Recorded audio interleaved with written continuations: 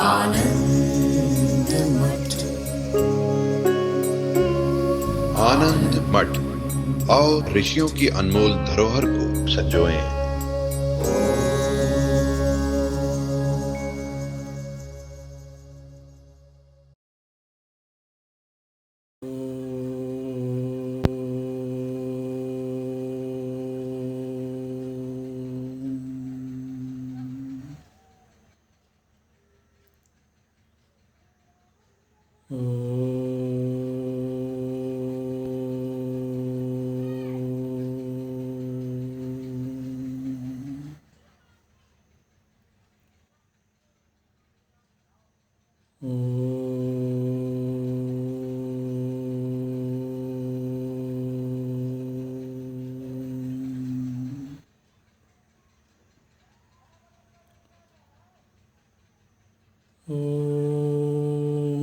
भद्रं कर्णेभिः शृणुयाम देवाः, भद्रं पश्येमाक्षभिर्यजत्राः, स्थिरैरङ्गैस्तुष्ट्वागुंसस्तनूभिः व्यशेम देवहितं यदायुः।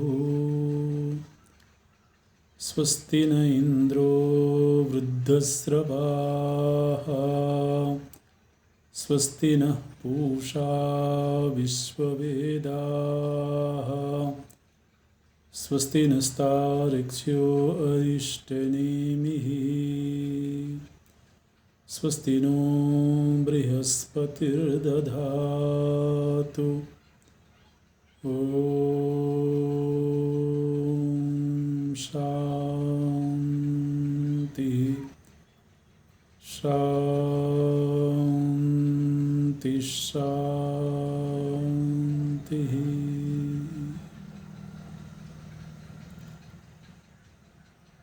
सच्चिदानन्दरूपाय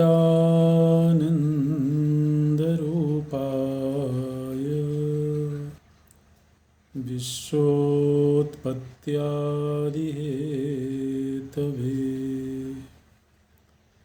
तापत्रयविनाशाय श्रीकृष्णाय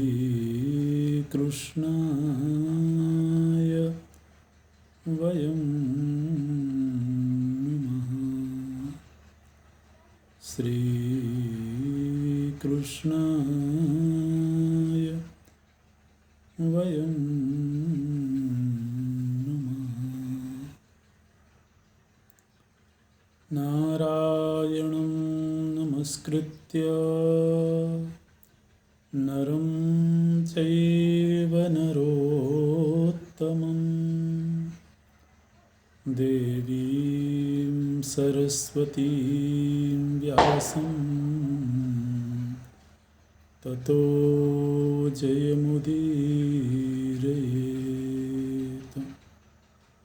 ततो जयमुदीरयेत्।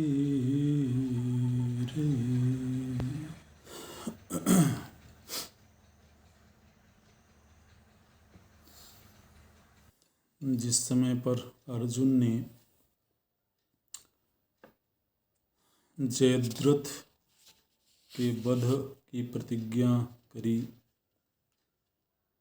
और सूर्यास्त से पहले वध नहीं कर पाने की स्थिति में स्वयं का आत्मदाह कर लेने का जो संकल्प किया, उससे भगवान कृष्ण बहुत चिंतित हुए और किस तरह से भगवान पांडवों की रक्षा करते हैं और उन्हीं की तरह अपने भक्तों की रक्षा करते हैं। तो ये अनेक उसके उदाहरण मिलते हैं। यहाँ पर अर्जुन के द्वारा प्रतिज्ञा किए जाने से भगवान कृष्ण चिंतित हो गए, क्योंकि उधर कौरवों की ओर से ये निश्चय कर लिया गया था कि जितने भी महारथी हैं वो सभी जयद्रथ की रक्षा करेंगे। तो एक ही दिन में सभी महारथियों को परास्त करके जयद्रथ का वध कर पाना ये इतना आसान नहीं था। आप जरा सोचें कि भगवान कितने चिंतित हुए हैं कि अर्धरात्रि में, जबकि सभी लोग अपने शिविरों में सो रहे हैं, भगवान जाग गए और वो अपने सारथी दारुक के पास जाकर के बोलते हैं कि दारुक, अर्जुन को लेकर के मैं चिंतित हूँ और अर्जुन से मैं बहुत प्रेम करता हूँ। अर्जुन की प्रतिज्ञा मेरी अपनी प्रतिज्ञा है। जो लोग अर्जुन से प्रेम करते हैं वो मुझसे प्रेम करते हैं। जो अर्जुन के प्रति द्वेष भाव रखते हैं वो मुझसे ही द्वेष करते हैं। यहाँ तक भगवान बोलते हैं दारुक से कि इस दुनिया में मेरा कोई भी ऐसा सगा नहीं है जिसको मैं अर्जुन के लिए छोड़ नहीं सकता हूँ। अपने पत्नी, पुत्र, ऐश्वर्य सब कुछ मैं अर्जुन के लिए छोड़ सकता हूँ। तो दारुक से बोलते हैं कि तुम मेरा रथ तैयार करो। अर्जुन के सारथी हैं दारुक, वो भगवान के सारथी हैं दारुक। तो भगवान का रथ भी वहीं रहता था, हालांकि भगवान अर्जुन के रथ का संचालन करते थे। लेकिन आज दारुक से भगवान बोलते हैं कि तुम मेरा रथ तैयार करो और उसमें सारे मेरे दिव्य अस्त्र शस्त्र उसमें रखो और तुम मेरे एक इशारे पर युद्ध भूमि में रथ लेकर के आ जाना। प्रभु जी ने संकेत बताया कि मैं ये संकेत करूँगा, उस समय तुम रथ लेकर के युद्ध भूमि में उपस्थित हो जाना और फिर मैं समस्त कौरवों का कल ही संहार कर दूंगा और जयद्रथ को अर्जुन के सामने ला करके खड़ा कर दूंगा, ताकि अर्जुन की प्रतिज्ञा पूरी हो जाए। तो भगवान को अपने प्रतिज्ञा की भी उतनी परवाह नहीं है।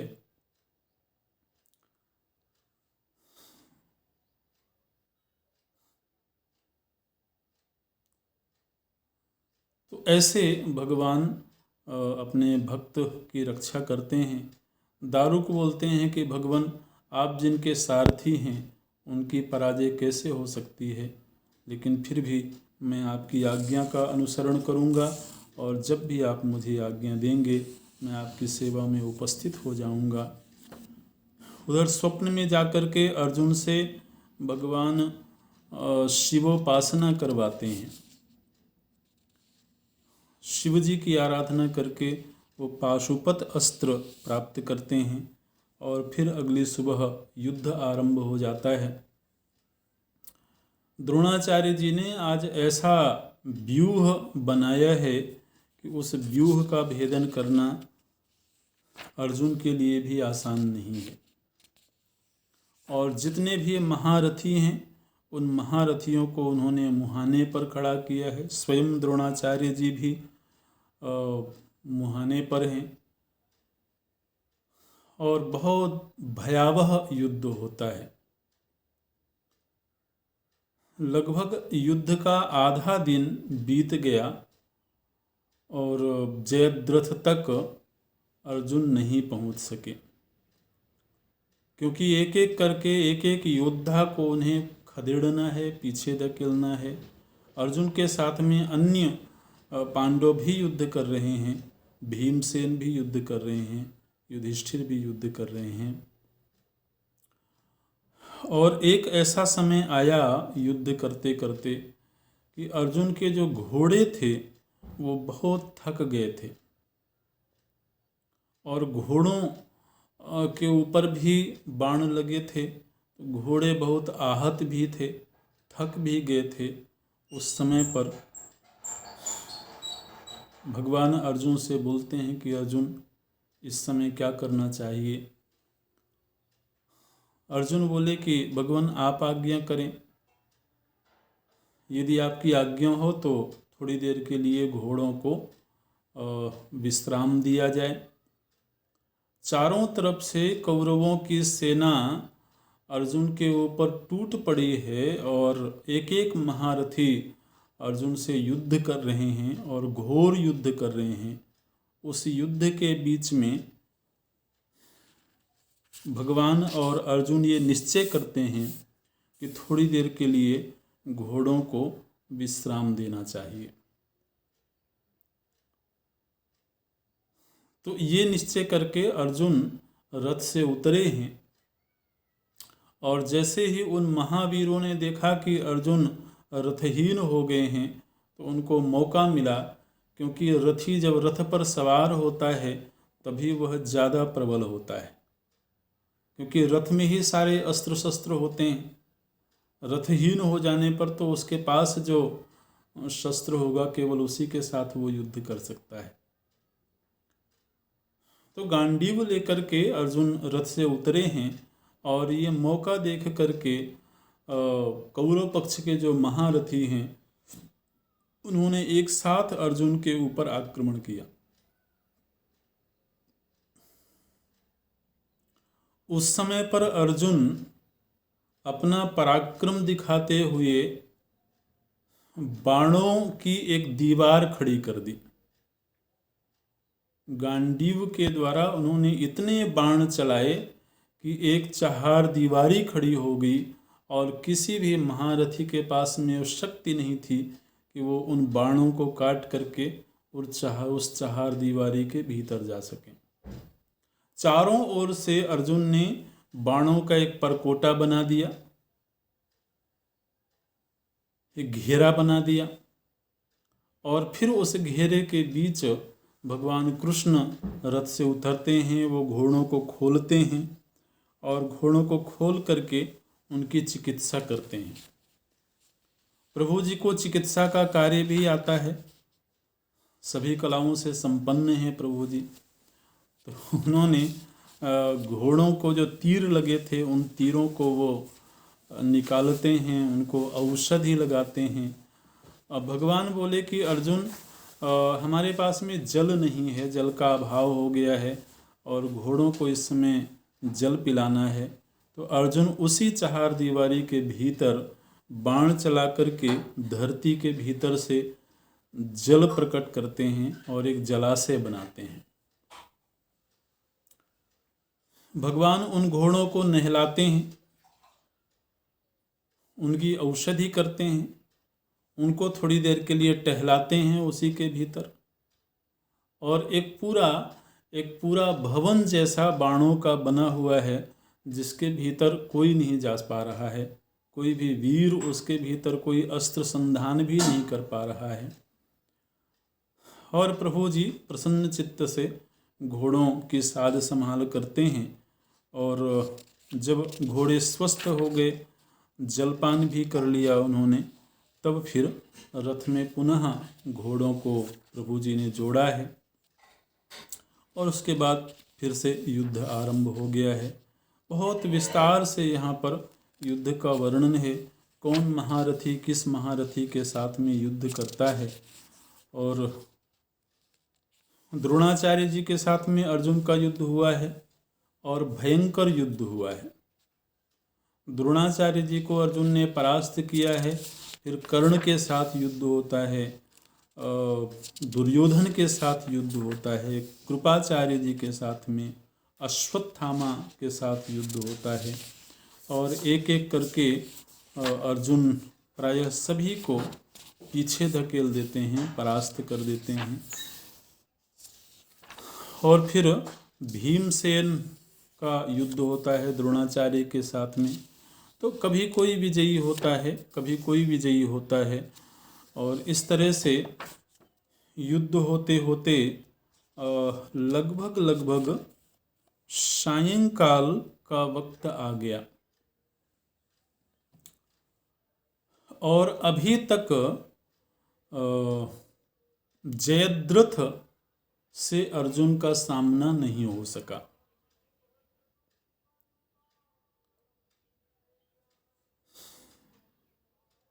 भगवान कृष्ण थोड़े चिंतित हुए और वो जयद्रथ चारों ओर से महारथियों से घिरा हुआ था। उस समय पर भगवान कृष्ण अर्जुन से बोलते हैं कि अर्जुन, इस समय पर हम लोगों को कुछ और तरीका अपनाना पड़ेगा,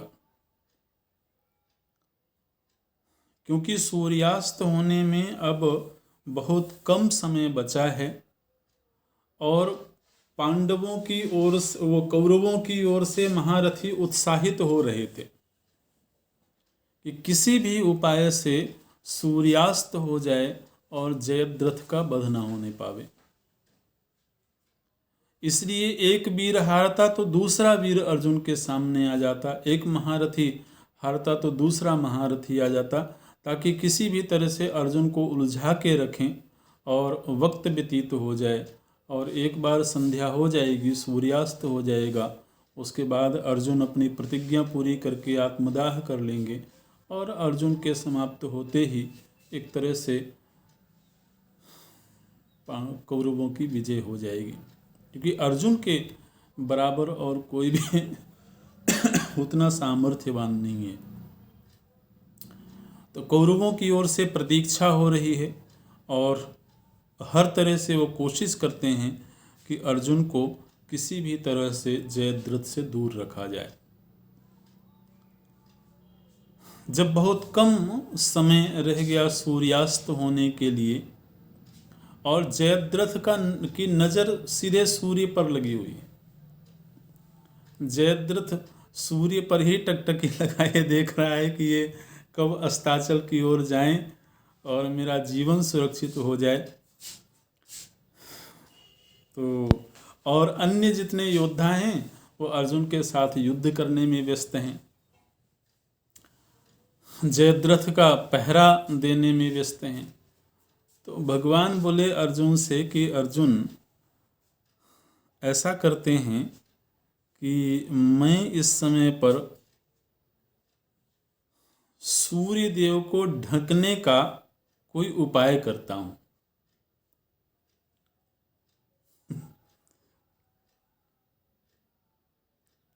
बोलते हैं एष मध्ये कृतः षड्भिः पार्थ वीरैः महारथैः जीवितेप्सुः महाबाहो भीतस्तिष्ठति सैंधवा। बोलते हैं कि 6 महारथी इस समय जयद्रथ को घेर करके खड़े हैं और वो उसको सुरक्षा प्रदान कर रहे हैं, और इन 6 महारथियों को परास्त करके और जयद्रथ के पास तक पहुंचना अब तुम्हारे पास में इतना वक्त नहीं है कि तुम 6 महारथियों को परास्त करके जयद्रथ को मार सको। इसलिए योगमत्र विधास्यामि सूर्यस्यावरणं प्रति अस्तम गत इति व्यक्तम दृक्षत्येकः स सिंधुराट। तो इस समय पर मैं सूर्य देव को ढकने का कोई उपाय करता हूं।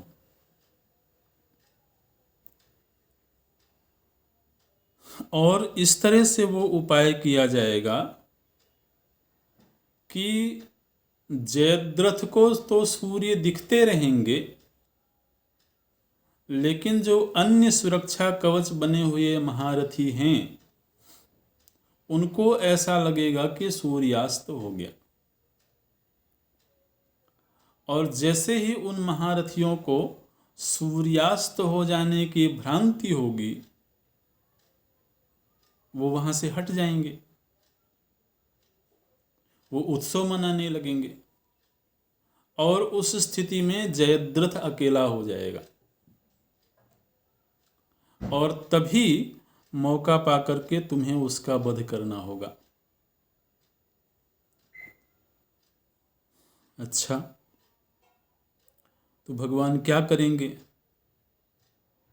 बोलते हैं कि मैं इस समय पर अपनी योग माया से अंधकार की सृष्टि करूंगा।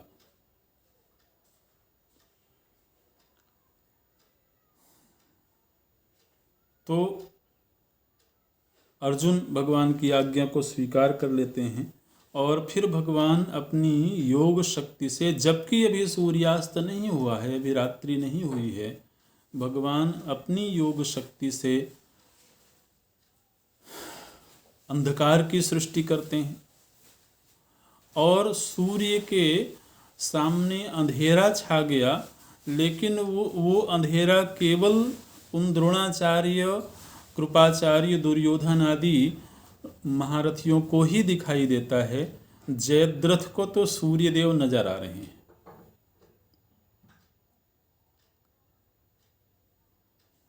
बोलते हैं कि एवमस्त्विति बीभत्सु केशवम प्रत्यभाषत ततो सृजत तमः कृष्णः ततः कृष्णः तमः असृजत।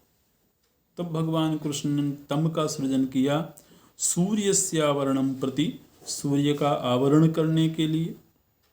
योगी योगेन संयुक्तो योगिनाम ईश्वरो हरि, क्योंकि श्री हरि तो योगियों के भी ईश्वर हैं, योगेश्वर हैं, इसलिए उन्होंने अपने योग से तम, अंधकार की सृष्टि करी है। और सृष्टे तमसि कृष्णेन गतोस्तमिति भास्करः त्वदीया जहरुष्ट योधाः पार्थनाशान नराधिपम। तो जैसे ही अंधेरा छाया है तो उन महारथियों को लगा कि सूर्य अस्ताचल की ओर चले गए, और सूर्य अस्ताचल की ओर गए हैं ऐसा जान करके उन महारथियों ने जयद्रथ को सुरक्षा देना छोड़ करके इधर उधर चले गए। अर्जुन के ऊपर तो वो प्रहार कर ही रहे हैं, लेकिन अब वो उस स्थान पर नहीं है जहाँ से जयद्रथ को सुरक्षा प्रदान की जाए। अर्जुन अन्य योद्धाओं के साथ युद्ध कर रहे हैं और युद्ध करते करते वो जयद्रथ के समीप पहुँचे हैं। भगवान कृष्ण बोलते हैं कि अर्जुन, ये रहा जयद्रथ और तुम तत्क्षण इसका सिर काट दो। पश्य सिंधुपतिम वीरम प्रेक्षमाणम दिवाकरम। ये जो सिंधुपति है इसको भी सूर्य देव दिखाई दे रहे हैं, इसलिए जब तक जयद्रथ को सूर्य दिख रहे हैं तब तक तुम इसके सिर को काट दो। अयम कालो महाबाहो बधायास्य दुरात्मनः छिंधि मूर्धानमस्यासु कुरु साफल्यमात्मनः। तुम इसके मूर्धा का छेदन करके अपनी प्रतिज्ञा को सफल करो। और अर्जुन बढ़ते गए हैं जयद्रथ के पास में, और जैसे ही जयद्रथ के समीप में पहुँचे हैं तो जयद्रथ भी युद्ध तो कर ही रहा था, वो चुपचाप खड़ा तो नहीं था। तो जयद्रथ के साथ अर्जुन का युद्ध होने लगा है। और फिर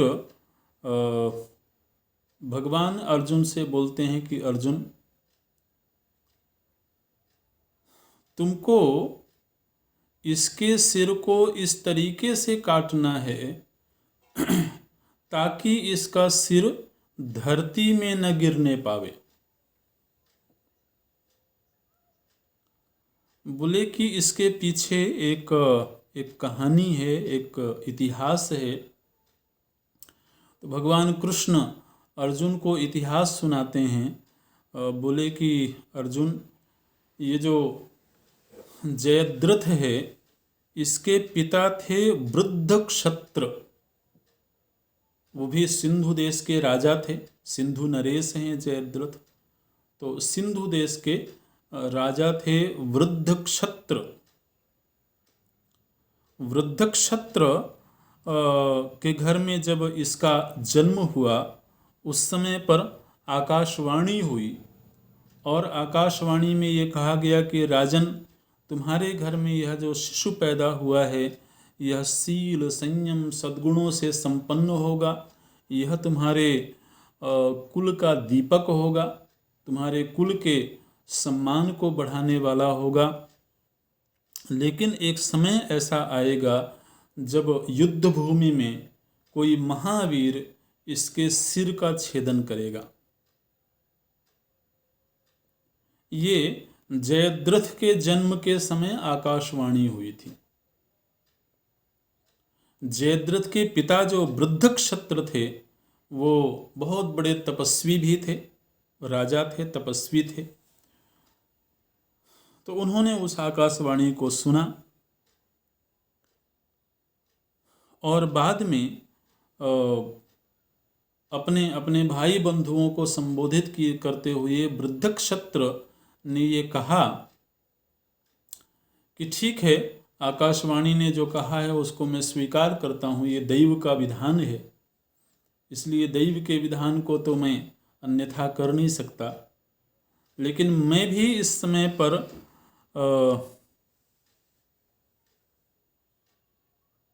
ये वचन देता हूँ अपने अपने तपशक्ति से कि जो भी व्यक्ति मेरे इस पुत्र का सिर कलम करेगा, मेरे इस पुत्र के सिर को काटेगा, उसी क्षण उस काटने वाले का सिर भी 1000 टुकड़ों में कट जाएगा।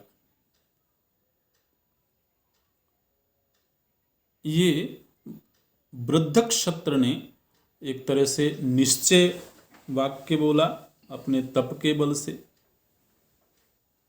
तो भगवान बोलते हैं कि ये शाप, ये एक तरह से सत्य प्रतिज्ञ हैं इसके पिता वृद्धक्षत्र, और इस समय पर इसके जो पिता हैं उन्होंने जब इसको राजा बना दिया तो राजपाट त्याग करके वो वानप्रस्थी हो गए हैं, और वानप्रस्थी होकर के वो प्रभासक क्षेत्र में जा कर के तपश्चर्या कर रहे हैं।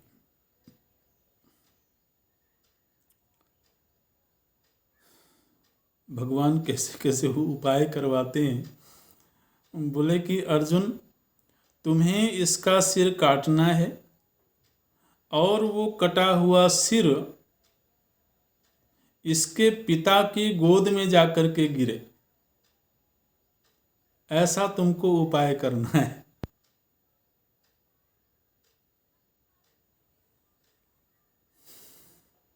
और प्रभु जी ने बताया कि इसके पिता इस समय प्रभासक क्षेत्र में हैं और वहाँ उस समय वो तपस्या में रत हैं, इसलिए तुमको ऐसा ही उपाय करना होगा जिससे कि इसका सिर वृद्धक्षत्र के गोद में जाकर के गिरे। और फिर भगवान की आज्ञा मिलने पर अर्जुन ने जयद्रथ के सिर को काटा है। युद्ध करते करते अंततः सूर्यास्त होने में कुछ ही घड़ियां शेष थीं कि तब तक अर्जुन ने अपने बाणों से जयद्रथ के सिर को काट दिया, और फिर वो कटा हुआ सिर आसमान में ही रह जाए, वो धरती में न गिरने पावे, ऐसा अर्जुन ने अपने बाणों से ही उसको वहाँ पर रोक दिया, और फिर बाणों के जरिए ही उसको वहाँ से उड़ा करके ले गए। लगातार वो बाण मारते रहे जिससे कि वह आसमान में ही रहे उसका सिर, और फिर वो सिर गया है सीधे प्रभासक क्षेत्र में। वहाँ चूंकि संध्या काल का समय है, इसलिए ये जो वृद्धक्षत्र हैं ये उस समय पर संध्योपासना कर रहे थे। संध्योपासना करते हुए वो गायत्री का जप कर रहे थे, और उसी समय पर वो सिर, जयद्रथ का सिर वृद्धक्षत्र के गोद में जाकर के गिरा है। वृद्धक्षत्र की आंखें बंद थी क्योंकि उस समय पर वो जप में संलग्न थे। तो जैसे ही वो सिर गोद में गिरा, एकदम से वो हड़बड़ा गए कि उनके ऊपर क्या गिरा है, उल्कापात हुआ है या क्या हुआ है। और चूंकि आंखें बंद थी तो वो देख नहीं पाए कि ये उन्हीं के पुत्र का सिर है। और जैसे ही वो हड़बड़ा करके उठे तो वह जो सिर था वो उनकी गोद से उछल करके धरती में गिर गया, और उन्हीं के उन्हीं के दिए हुए वचन के अनुसार उनका खुद का ही सिर 1000 टुकड़ों में कट गया और वो भी मृत्यु को प्राप्त हो गए, क्योंकि उनका वचन ये था कि जिसके माध्यम से इसका सिर धरती पर गिरेगा। उन्होंने वचन ये नहीं दिया था कि जो इसके सिर को काटेगा, उन्होंने वचन ये दिया था कि मेरे पुत्र का सिर जिसके द्वारा धरती को स्पर्श करेगा, धरती में गिरेगा कट करके, उसका सिर 1000 टुकड़ों में बट जाएगा। तो अब अर्जुन ने काटा तो सही, लेकिन अर्जुन के द्वारा वो सिर धरती पर नहीं गिरा था, वो गिरा था स्वयं वृद्धक्षत्र के द्वारा।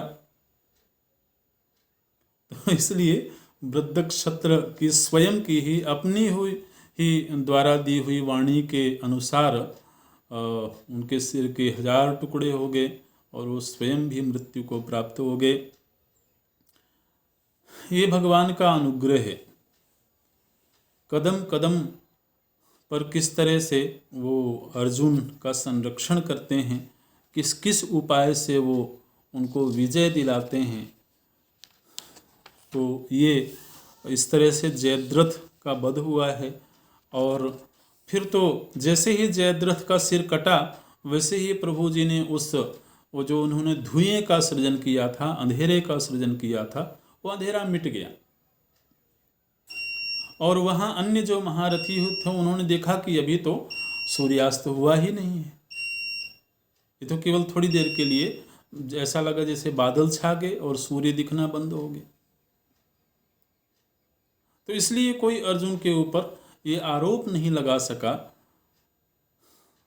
कि अर्जुन ने सूर्यास्त होने के बाद जयद्रथ को मारा है, क्योंकि वस्तुतः उस समय सूर्यास्त नहीं हुआ था। और जयद्रथ के वध के बाद में फिर सूर्यास्त हो गया और कौरव पक्ष में बड़ी हताशा है, बड़ी निराशा है। लोग एक दूसरे को भला बुरा कह रहे हैं। दुर्योधन ने द्रोणाचार्य जी को बहुत कटुतापूर्ण वाणी बोला है द्रोणाचार्य जी को कि आपने वचन दिया था कि आप ऐसे व्यूह की रचना करेंगे जिससे कि अर्जुन जयद्रथ तक पहुंच ना सके। आज हम लोग बहुत उत्साहित थे कि यदि किसी भी तरह से अर्जुन को सूर्यास्त होने से पहले तक रोक लिया गया तो आज अर्जुन आत्मदाह कर लेंगे और आज ही हमारी विजय होगी, लेकिन ऐसा हो नहीं सका। तो दुर्योधन द्रोणाचार्य जी के पास में जाकर के और उनको थोड़ा कटु वचन सुनाता है। तो द्रोणाचार्य जी बोलते हैं कि मैंने अपने सामर्थ्य के अनुसार अर्जुन के साथ युद्ध किया, लेकिन वहां पर तो तुम भी युद्ध कर रहे थे, वहां पर तो तुम्हारा ये जो अत्यंत विश्वास पात्र कर्ण है, तुम्हारा मित्र है, वो भी युद्ध कर रहा था। तो अगर मैं अर्जुन को रोकने में असमर्थ रहा हूं तो तुमने क्यों नहीं रोक लिया, अथवा कर्ण ने क्यों नहीं रोक लिया, अथवा तुम्हारा भाई है दुशासन शकुनी, इन्होंने क्यों नहीं रोका। तो इस तरह से आपस में थोड़ा कलह होती है और बड़े हतोत्साहित हैं कौरव पक्ष के लोग। और जयद्रथ के वध के बाद एक नियम और तोड़ दिया कौरवों ने। वो नियम क्या था कि अब ये कौरव लोग रात्रि में भी आक्रमण करने लगे, रात्रि में भी युद्ध करने लगे। शुरू में नियम बनाया गया था कि जैसे ही सूर्यास्त हो जाएगा उसके बाद में युद्ध बंद हो जाएगा और दोनों ही पक्ष के लोग प्रेम के साथ एक दूसरे के साथ व्यवहार करेंगे। लेकिन जैसे इन्होंने एक नियम तोड़ दिया था जब अभिमन्यु का वध हुआ, और आज ये रात्रि में भी आक्रमण करते हैं और द्रोणाचार्य जी स्वयं उसमें सहभागी हैं और रात्रि में भी अब युद्ध होने लगा। दिन में भी युद्ध होता है, रात्रि में भी युद्ध होता है। तो अब युद्ध के प्रायः जो आपस में मिलकर के बनाए हुए नियम थे वो नियम टूटने लगे, और ये नियम टूटते हैं कौरवों की ओर से ही। अभी तक प्रभु जी ने पांडवों को कोई ऐसा आदेश नहीं दिया कि वो नियम विरुद्ध कोई युद्ध करें।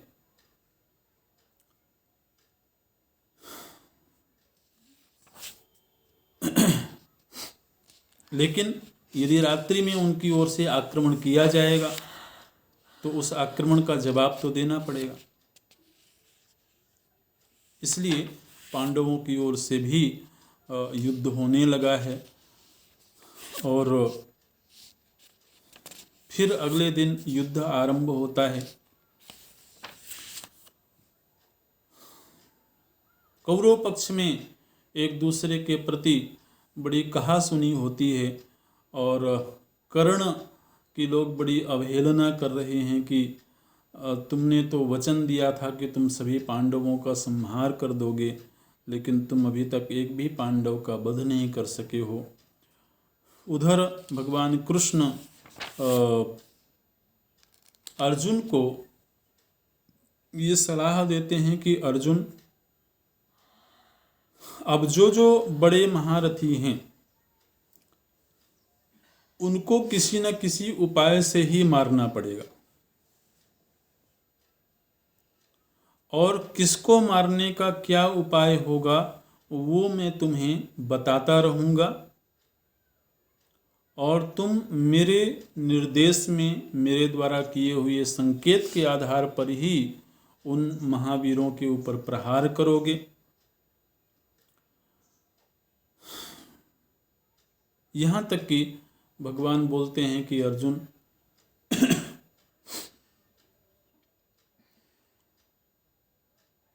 जयद्रथ के पहले भी कुछ ऐसे वीर थे जिन वीरों को मैंने अपनी योजनाओं के तहत मृत्यु प्रदान किया। भगवान बोलते हैं कि जरासंध एक महावीर था, शिशुपाल एक महावीर था, एकलव्य महावीर था। ये जितने भी महावीर थे इनको मैंने अलग अलग उपायों से या तो स्वयं मारा और या तो किसी किसी से मरवाया। ये जितने लोग हैं, चाहे वो शिशुपाल हो, चाहे जरासंध हो, चाहे एकलव्य हो, ये सब के सब यदि आज जीवित होते तो ये कौरव पक्ष में ही खड़े होते, कौरवों की ओर से ही युद्ध करते। और ऐसी स्थिति में कौरवों के ऊपर विजय पाना आसान नहीं होता।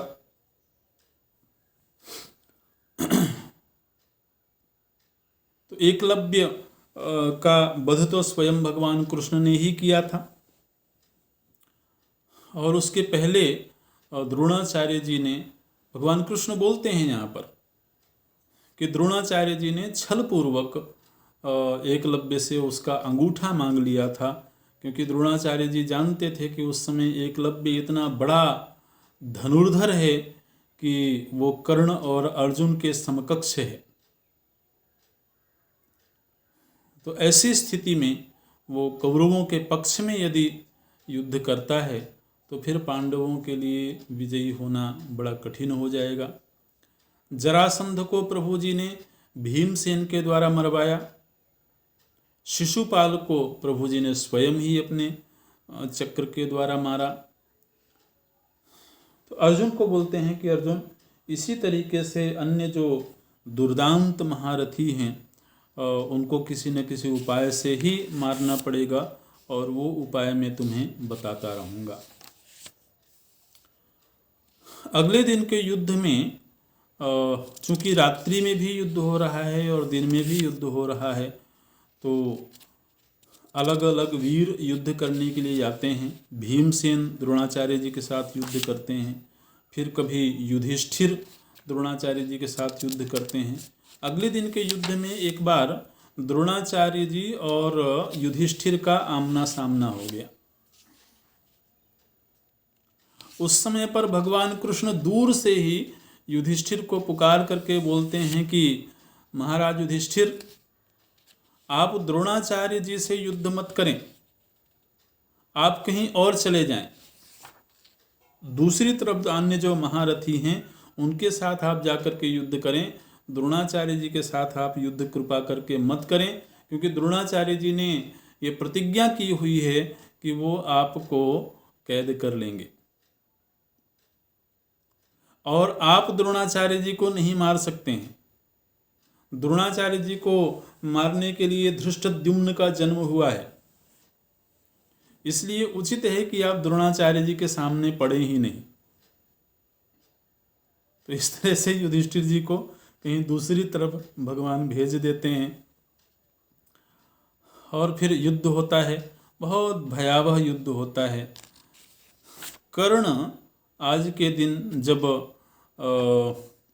दुर्योधन और द्रोणाचार्य जी के द्वारा कर्ण को बहुत कुछ सुनाया गया कि अभी तक तुमने कोई अपना पराक्रम नहीं दिखाया है, उस समय पर कर्ण बहुत घोर युद्ध करता है। और आज के युद्ध में कर्ण ने ये वचन दे दिया था कि आज मैं इंद्र के द्वारा प्रदत्त जो विशेष शक्ति है उसका प्रयोग करूंगा। और इंद्र के द्वारा प्रदत्त वो शक्ति ऐसी थी कि वो जिसके ऊपर चला दी जाएगी उसकी मृत्यु अवश्यंभावी है। और अभी तक कर्ण ने उस शक्ति का प्रयोग नहीं किया था, वो केवल अर्जुन के लिए उसने उस शक्ति को बचा के रखा हुआ था। इसलिए उसने वचन दिया कि आज मैं इस शक्ति का प्रयोग करूंगा और अर्जुन के साथ युद्ध करूंगा और अर्जुन के ऊपर इस शक्ति का संधान करूंगा।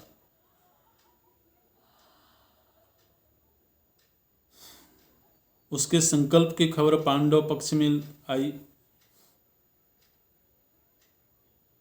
भगवान अर्जुन से बोलते हैं कि अर्जुन,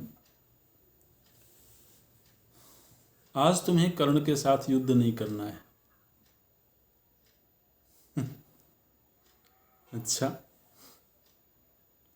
और तुम्हारे पक्ष में कर्ण का जब कर्ण बहुत दुर्दांत रूप में आ जाएगा तो तुम्हारे पक्ष में कर्ण के साथ सीधे सीधे युद्ध करने वाले केवल दो लोग हैं।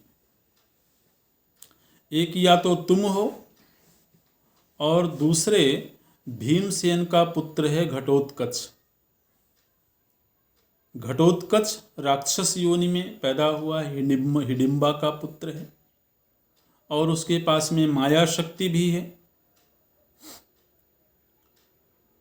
तो आज कर्ण के साथ घटोत्कच को युद्ध करना चाहिए। ये प्रभु जी ने अर्जुन को आज्ञा दी। अर्जुन उसी समय पर घटोत्कच का स्मरण करते हैं और घटोत्कच ने वचन दिया हुआ था। पीछे के दिनों में भी घटोत्कच युद्ध करते रहे हैं अलग अलग वीरों के साथ में। आज अर्जुन ने जैसे ही स्मरण किया, घटोत्कच उपस्थित हो गए। विशालकाय शरीर है उनका। और फिर अर्जुन और भगवान कृष्ण घटोत्कच को बोलते हैं कि आज कर्ण बहुत विकराल रूप में युद्ध करने वाला है और पांडव पक्ष में एक तुम ही वीर हो जो पांडवों को बचा सकते हो। और ये पुत्र का कर्तव्य है कि वो अपने पिता का संरक्षण करे। और आज तुम्हारे कंधे पर यह दायित्व है कि तुम कर्ण के साथ युद्ध करके पांडवों को बचाओ, क्योंकि आज कर्ण ने यह संकल्प लिया हुआ है कि वो पांडवों का संहार कर देगा। घटोत्कच भगवान की आज्ञा को सिरोधार्य करते हैं और बोलते हैं कि अवश्य मैं आज कर्ण के साथ युद्ध करूंगा। और फिर वहाँ से आज्ञा लेकर के जाते हैं। रात्रि का वक्त हो गया था और रात्रि में राक्षसों की शक्ति कई गुना बढ़ जाती है। राक्षसों के पास माया शक्ति भी होती है और उस रात्रि में इतना भयावह युद्ध हुआ। घटोत्कच की ओर से अनेक तरह की माया का प्रयोग करके और इतना भयावह युद्ध किया कि दुर्योधन को लगा कि आज ही घटोत्कच के द्वारा समूचे कौरव मृत्यु को प्राप्त हो जाएंगे। कर्ण के साथ घोर युद्ध होता है और कर्ण अभी तक भी उस शक्ति का प्रयोग नहीं कर रहा था, लेकिन जब समूचे कौरवों के ऊपर संकट उपस्थित हो गया तब दुर्योधन ने कर्ण से निवेदन किया कि कर्ण, तुम इसके ऊपर शक्ति का प्रयोग करो, क्योंकि आज ये घटोत्कच ऐसा लगता है कि जैसे आज ही युद्ध को संपन्न कर देगा, हम सभी को नष्ट कर देगा। तो मजबूर हो करके, नहीं चाहते हुए भी कर्ण को इंद्र के द्वारा दी हुई उस शक्ति का प्रयोग करना पड़ा और कर्ण ने उस शक्ति का संधान किया है घटोत्कच के ऊपर और उस शक्ति के लगते ही घटोत्कच का प्राणांत हो गया। बहुत विशालकाय शरीर था उसका। जब शरीर गिरा है उस युद्ध भूमि में तो उसके शरीर से ही दब करके असंख्य योद्धा मृत्यु को प्राप्त हो गए। कर्ण बहुत निराश हुआ। दुर्योधन प्रसन्न भी है और निराश भी है। प्रसन्न इसलिए है कि घटोत्कच की मृत्यु से उसके भाई बच गए और निराश इसलिए है कि जिस अस्त्र के द्वारा अर्जुन का वध करना था वो अस्त्र अब व्यर्थ हो गया, क्योंकि उस अस्त्र का इंद्र देवता ने कहा था केवल एक ही बार प्रयोग हो सकता है। इसलिए वह वैजयंती अस्त्र उसका नाम था। वह घटोत्कच को मार करके और पुनः वो इंद्र देवता के पास वो शक्ति वापस चली गई। वैजयंती शक्ति थी वो। जैसे ही इधर पांडव पक्ष में ये खबर लगी कि घटोत्कच की मृत्यु हुई है, पांडव शिविर में शोक का वातावरण है, लेकिन भगवान कृष्ण बहुत प्रसन्न है और इतने प्रसन्न हैं कि वो अपनी प्रसन्नता को जाहिर करते हैं, हंसते हैं वो बड़े जोर से। तो भगवान के इस व्यवहार को देख करके अर्जुन बड़े अचंभित हुए कि जबकि हमारे पुत्र का वध हुआ है और इस समय पांडव पक्ष में शोक की लहर है, उस समय भगवान कृष्ण ये विचित्र व्यवहार कर रहे हैं। ये इतने प्रसन्न हैं और प्रसन्नता का प्रदर्शन भी कर रहे हैं। तो अर्जुन पूछते हैं भगवान से कि भगवान, आप ऐसा विषम बर्ताव क्यों कर रहे हैं?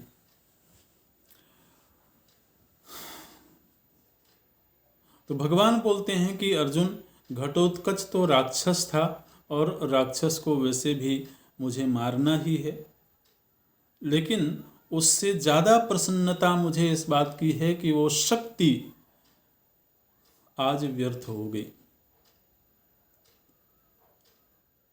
अगर वो, जब तक वो शक्ति, भगवान यहाँ तक बोलते हैं कि अर्जुन, जब से इंद्र देवता ने, तुम्हारे पिता ने वो शक्ति कर्ण को दी थी, तब से मैं कभी भी बहुत प्रसन्न नहीं हो सका, क्योंकि मुझे हमेशा इस बात की चिंता रहती थी कि कर्ण उस शक्ति का प्रयोग तुम्हारे ऊपर करेगा। भगवान से अर्जुन पूछते हैं कि भगवान, कर्ण इतने दिनों से हम लोगों के साथ युद्ध कर रहा है और कई बार मेरे साथ भी उसका आमना सामना हुआ, लेकिन कभी कर्ण ने मेरे ऊपर उस शक्ति का प्रयोग आज तक क्यों नहीं किया? भगवान बोलते हैं कि अर्जुन, मैं अपनी माया शक्ति से उसके मन को फेर देता था और तुम्हारे सामने आने पर भी उसके मन में ये इच्छा ही नहीं होती थी कि वो उस शक्ति का प्रयोग करे।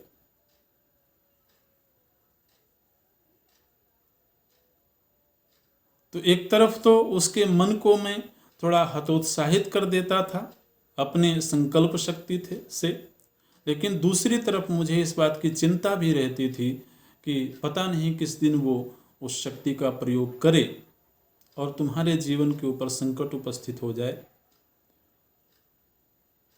तो इसलिए आज मैं अत्यधिक प्रसन्न हूँ कि कर्ण के पास में अब ना तो वो कवच कुंडल रहे और ना ही वो शक्ति रही जिससे कि वो तुम्हारा संहार कर सके। लेकिन ऐसा होने पर भी कर्ण अभी भी इतना बड़ा वीर है कि इस दुनिया में कोई उसको मारने वाला मुझे दिखाई नहीं देता है। इसलिए कर्ण को मारने के लिए हमें कोई उपाय करना पड़ेगा और वो उपाय मैं तुम्हें बताऊंगा। तो जो मैं उपाय बताऊं उसी का आश्रय लेकर के तुम कर्ण को मारना। तो यहाँ पर भी पांडवों की रक्षा करते हुए प्रभु जी ने उस शक्ति का प्रयोग घटोत्कच के ऊपर करवाया। उससे राक्षस का तो वध हुआ ही, लेकिन पांडव की भी और अर्जुन की भी उससे रक्षा हो गई। ओम, यही पूरा करते हैं अभी। ओम पूर्णमदः पूर्णमिदं पूर्णात् पूर्णमुदच्यते पूर्णस्य पूर्णमादाय पूर्णमेवावशिष्यते। ओम शांति शांति शांति।